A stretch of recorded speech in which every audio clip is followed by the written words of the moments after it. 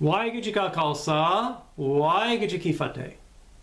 There's certainly been a lot of discussion on social media about this new book, Premka, My Life with Yogi Bhajan. Now, this book is a really good, in-depth, behind-the-scene description of what really happened in the 3HO organization and the organizations that Yogi Bhajan set up.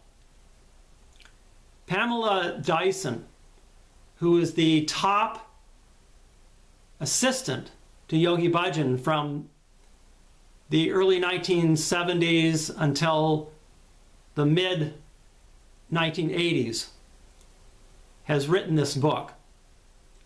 And it's really an eye-opener. I lived there in Los Angeles during a lot of that time period, and I quite frankly didn't know what was really going on until I read this book. I saw some of these things that Premka talks about, I should say Pamela, as we know her now, that she talks about in this book, but I never really had been able to fill in all the blanks, all the behind-the-scenes action that was going on. So for people that really want to know the history of Kundalini Yoga's founder, this Yogi Bhajan, and they'd like to know more about all of the behind-the-scenes action and events in the 3HO history, this is a great book to read. I highly recommend it. Now, in this video, I'm going to be talking about a lot of the comments and discussion that's taking place on a Facebook group page that's dedicated to discussing this book. The page is called Premka, White Bird and a Golden Cage. And I'll put a link to this discussion group in the description to this video. So, one of the first questions I had for Pamela, which I asked her on this Premka, White Bird and Golden Cage Facebook page, was about this narrative that the Yogi Bhajan disciples have put out there concerning Pamela's visit to Espanola in 1998. Now, for all of you who don't know, Pamela Dyson filed a lawsuit in the mid-1980s against Yogi Bhajan. And she filed this lawsuit along with another staff person there that worked for Yogi Bhajan, Kate Felt. And so these people in the Yogi Bhajan organization want to discredit Pamela, and because she obviously filed this lawsuit against Yogi Bhajan, and it was settled by Yogi Bhajan out of court. So the Yogi Bhajan people want to discredit anything Pamela says so that they can keep this fraudulent image of Yogi Bhajan in place. So the Yogi Bhajan people have started this narrative, and I lived in Espanola in 1998. I didn't actually talk to Pamela when she was there, but I saw her. And what was told to me after she left, after a few months, was that she had come and asked for Yogi Bhajan's forgiveness and asked for the community's forgiveness for filing this lawsuit, and that she apologized to Yogi Bhajan. Well, I asked Pamela for her side of that story in this group, and she basically responded that she did not come back and ask for forgiveness. Yogi Bhajan had pursued her relentlessly, she says. And so finally, upon his repeated invitations and cajoling to come back to, or to come there to Espanola, she came. She wanted to try to help Yogi Bhajan stop abusing his students and preying on young women. As she describes in the book, how Yogi Bhajan had sexual relations with her and other staff members during the 70s and 80s. So she wanted to come back there to Espanola and help Yogi Bhajan change. She says she was just very interested in helping the community and helping Yogi Bhajan change. And when it was apparent that Yogi Bhajan wasn't going to change, then she left. That was after a few months. So that's what she basically says in these comments, and we'll go over these comments too. So first, an Ekonkarkar, Khalsa, had put a comment on the Kundalini research, not Kundalini Yoga Teachers Group. It's another Facebook page that I had been participating in and trying to give facts about Yogi Bhajan's history and the lies and all of the frauds that Yogi Bhajan committed. So Ekonkarkar Khalsa had put out this comment there on the Kundalini Teachers Group, which gets to this point about this narrative about how Pamela came back to Espanola and apologized. So Ekonkarkar says, there was one and only one staff member who accused Yogi Bhajan of rape in the 1980s. In the 1990s, she came back to the ashram, asked Yogi Bhajan's forgiveness, apologized to the community for what she did, admitted that the lawsuit was a fabrication, and that there were people financially supporting her to do this because of Punjab politics that are way too complicated to get into in a forum like this. I moved to Espanola in 1998, so I was living in the mother ashram during the time frame when this particular staff member had come back. And this is, again, Ekonkarkar speaking. She resented every negative statement she had made, talking about Pamela or Premka, made against Yogi Bhajan, and had been given a job and permitted back into the community. This is my own personal eyewitness account. So I asked Ekonkarkar and replied to her about how she knew this and what kind of specifics she could give, who's heard this, you know, because like I said, I was living there and I never saw or heard Premka say these things about asking for forgiveness. And Ekonkarkar never responded. So I have to say that the Bhajanists, as I call them, the people that are really hardcore cult followers of Yogi Bhajan, they'll do anything to spin information they have in order to discredit those that might tell the truth about Yogi Bhajan. And that's pretty much what I suspect is going on here. Ekonkarkar, if you don't know who she is the top writer for SikhNet. SikhNet is the mouthpiece for Yogi Bhajan and the 3HO community. They put out all of these stories and narratives that align with Yogi Bhajan's Tantric and Kundalini Yoga agenda. So this is Ekonkarkar, what she said, and I'll post her entire comments here in this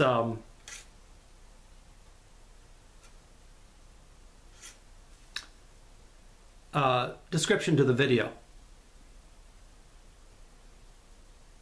Now, Pamela responded with several comments, and I'll read those to you. She responded at the Premka White Bird and Golden Cage Facebook page. She says, I did not ask YB's forgiveness, nor apologize to the Sangat, nor claim the lawsuit was a fabrication. I did attempt a reconciliation with him, talking about what I said earlier about how she tried to reconcile with Yogi Bhajan. And, you know, basically, you have to imagine Yogi Bhajan has all of the strings for spinning what Pamela may have said. I have heard no recordings of what Pamela said, or, so, you have to really take with a grain of salt what Ikon Karkar and these other Bhajanists are saying about what Pamela said there. So then Pamela also says, I never ever accused Yogi Bhajan of rape, not in any lawsuit or otherwise. My lawsuit was concerning the fact that I had not been paid any reasonable wages for my 16 years of service to him and the organization. Kartaputik, Kate Felt, filed a lawsuit concerning rape, and we filed with the same lawyer at the same time. People have confused our charges. Okay, so she goes on to talk about, she says, there are moments when I feel certain I need to write another book about the years after we moved to Hawaii. The roller coaster ride of my life continued. I came back into the community with the intention of seeing YB through a different perspective. He had been pursuing me since my separation from Siddhi Brahma Singh. His pursuit was flattering and relentless, and I held hope that perhaps he wanted to mend his ways, be truthful and open. In the end, it was clear that this was not the case. He was only more entrenched in his power over the lives of the people around him. Nothing had changed. It was just more so. Within 9 months, I knew that I had seen what I needed to see, and I returned to Maui to be with my son. Okay, so I think she pretty well explains what happened. And there are other people who confirm that account of Pamela's. There's another person on this group that is also confirming that. John Lamenzo. He says, yes. As for the claims that Pamela apologized, that is patently false, and the way the organization spins things to their agenda. Yes, I was with Pamela in the 90s as her friend, and I know the deep work she has done to bring reconciliation to everybody involved, starting with YB. Okay, so like I said, there's confirmation from him also that she really didn't, quote, apologize, but she came back to try to help and reconcile with YB. Now, the other person who has posted this is about this narrative, this 3HO or Bhajitist narrative that tries to discredit Pamela, is this Guru Meet Karkalsa. It's interesting that she had posted a review on Amazon for the book, Premka, and it was fairly positive.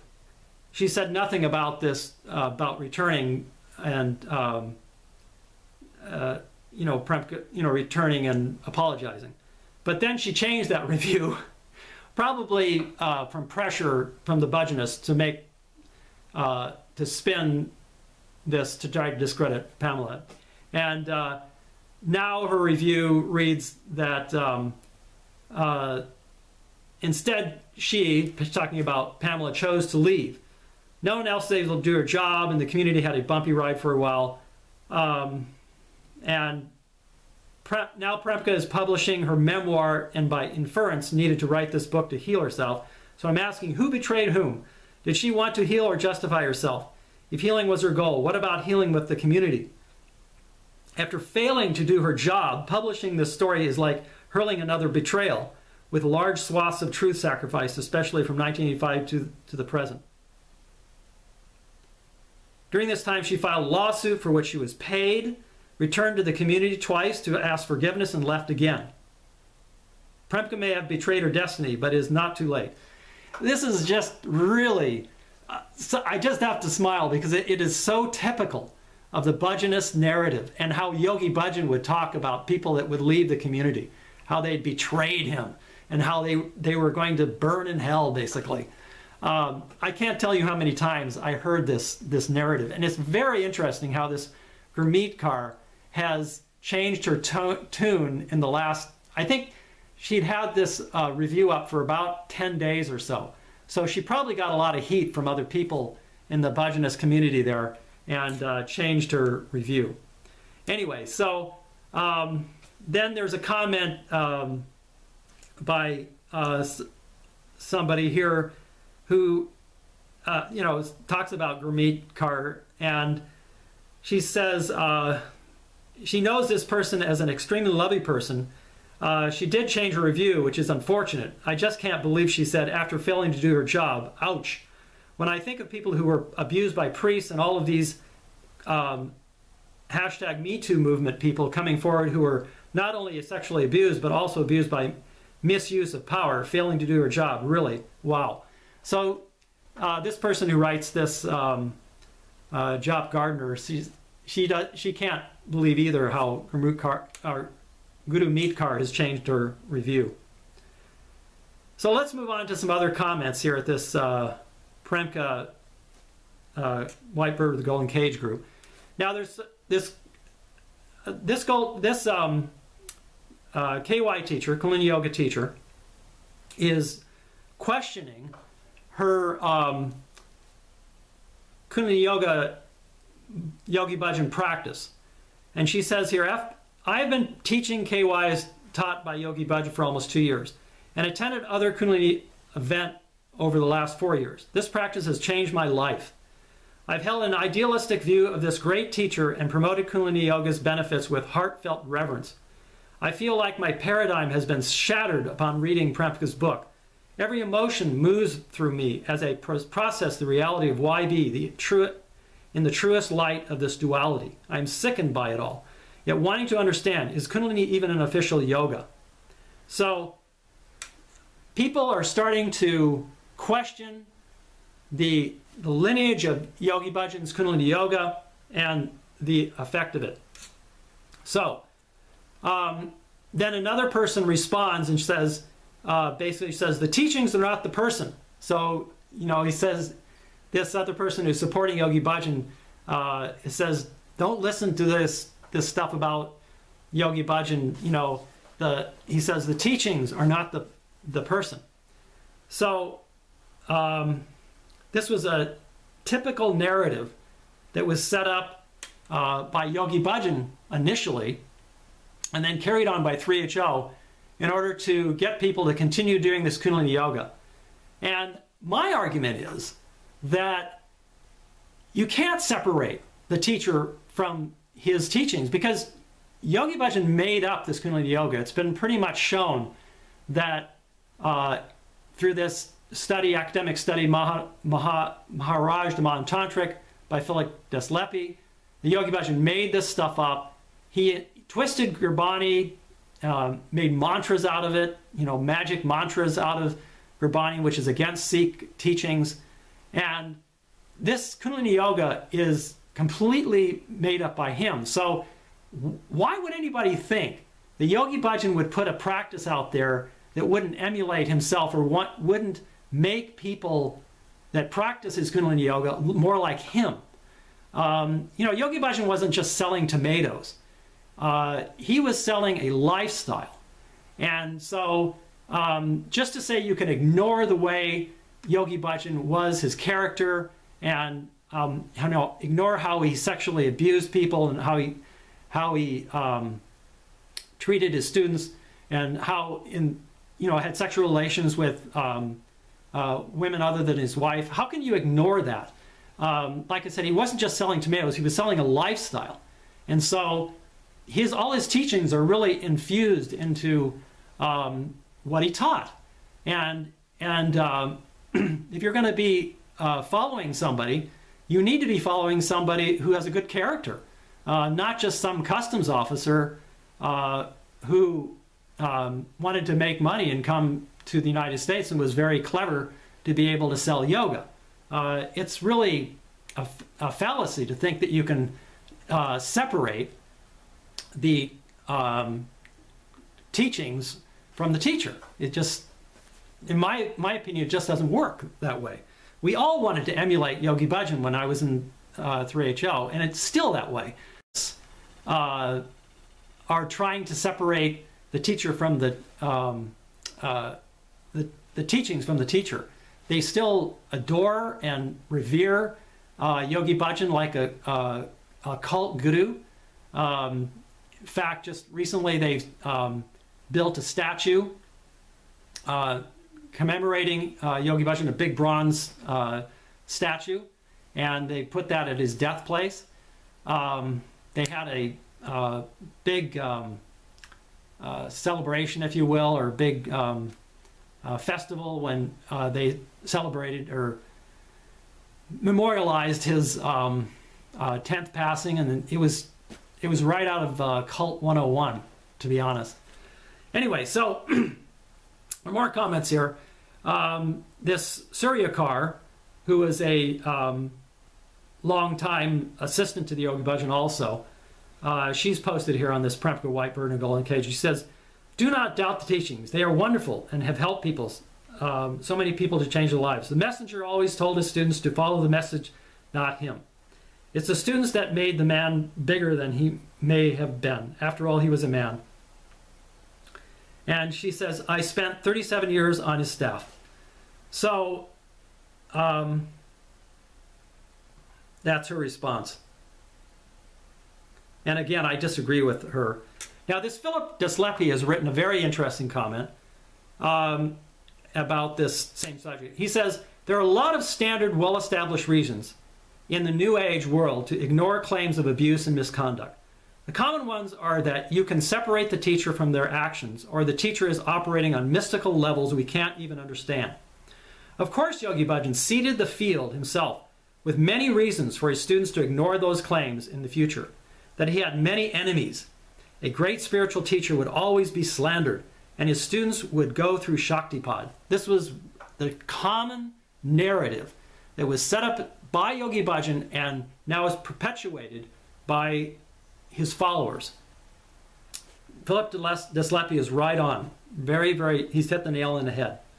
On top of that, you have all of the misogynistic reasons from our culture at large that people use to ignore the claims of abuse made by women. Another reason that I have come to believe in strongly, based on the dozens of interviews that I have done and a lot of the research done by academics on the group, during, talking about 3HO group and Yogi Bhajan's group, during the 70s and 80s, is that many committed long-term members of the group came from abusive family dynamics, and there is a familiarity with ignoring crimes and abuses perpetuated from the top of the food chain. This especially hit home for me because I could say I was abused by my father. He hit me many times very strongly. And so maybe that's why I latched on to Yogi Bhajan. Because, you know, if a donkey is whipped and abused constantly, they don't know anything else. And so that could have been very well the case with myself, people like Pamela and other people who got involved with Yogi Bhajan. I've told stories before how I witnessed Yogi Bhajan physically abusing students, and I don't have time right now to go into all those stories. But that's maybe why I put up with it for so long. It wasn't until after he died and I started reading about his views, you know, as they relate to Sikhi. That's what really turned me off to Yogi Bhajan. But I was starting to understand, even before he died, that he was very abusive. We had several run-ins, myself and Yogi Bhajan, having to do with business and real estate. So I'm familiar with this. And like I said, I think Philip Deslepi is really right on about this analysis of why people put up with this abuse. So Philip goes on to say, he says, "This change in character during the dark decade, as I personally label it, from the early 80s to early 90s, is such an important yet often ignored factor about 3HO. A lot of people upped and left during that period, and they were often the people who had both seen the bad stuff and had the capability and moral compass to get out." So maybe I didn't have the moral compass to get out, but I didn't really have any family when I left in 2009 either there. It was part of the group. So who did leave that So who did that leave behind? Those who were ignorant of the bad stuff, those who were compromised either by complicity or their reliance on 3HO for their livelihood. Those who are much less likely to take a similar stand or less able to do so. This is all part of this discussion on this Premka White Bird and Golden Cage Facebook page. So I recommend that. Now there's Ranjan Nicholas Singh Foresty, and he states here, this is something else that is completely false from Sikh Dharma International. A Sikh shall live by the Sikh tenets by the Guru's hukam command. Also, this was a member's oath that this Naranjan Singh found that's taken by the Yogi Bhajan people that are at least part of the Khalsa Council.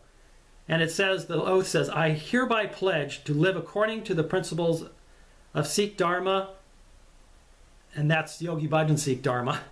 I pledge my loyalty to the Sri Singh Sabha of Sikh Dharma. And Sri Singh Sabha is the fancy name that, and the fake name that the Bhajanists give Yogi Bhajan. He was never given that title. He just took that title himself. So you can see it operates like a cult over there. And I've got screenshots of the actual online member's oath, they call it, this Pledge of Allegiance. And this John Lamenzo, he talks about how there was abuse at the schools in India that Yogi Bhajan was the head of, and you can read all about that. That's very interesting. And then, of course, there's a big discussion about this Office of Public Affairs statement concerning Pamela's book. And I talked about that quite in depth in the last video I did, so I won't go into that too much. But again, I recommend you go to Facebook and participate in this group. It's well worth your while if you want to know more about the history of Kundalini Yoga's founder, Yogi Bhajan, and what he was really like. Thank you for your time. Waheguru Ji Ka Khalsa, Waheguru Ji Ki Fateh.